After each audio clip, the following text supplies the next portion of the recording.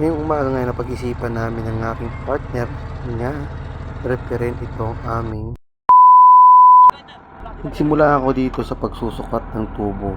Itong tubo na ito ay magiging silbing paa ng gagawin namin. Naisukat ko na dito ang tamang distansya at aking pinutol. Paalala lang ho, sa paggamit ng grinder na to ay doble ingat po kayo para hindi kayo maputulan ng daliri o kaya talsikan ng blade na to. Huwag niyo po ako gagayahin sa video na yan na hindi po ako naka-protective gear para protektahan yung sarili. Dito sa part na to ay malapit ko na maputol yung tubo. Ngunit may biglang nangyari. Uh-oh! Tinamaan nga dito yung alam nyo na yan, pero hindi naman napuruan.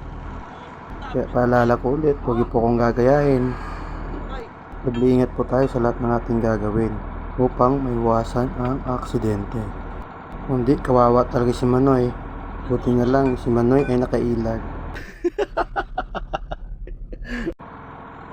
Malapit na ako matapos pagpuputol dito. Kalating tubo na lang yung puputulin ko.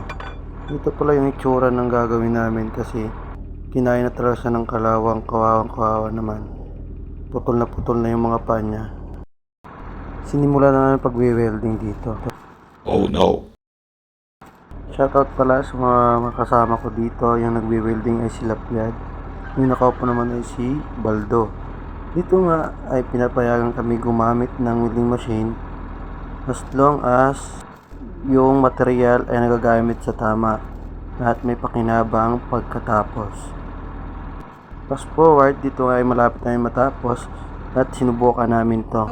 Subukan tapon para masubukan kung matibay. Oh, tapon mo! Tapon mo! Oh! Oh, puta! Tibay oh! Tang ina!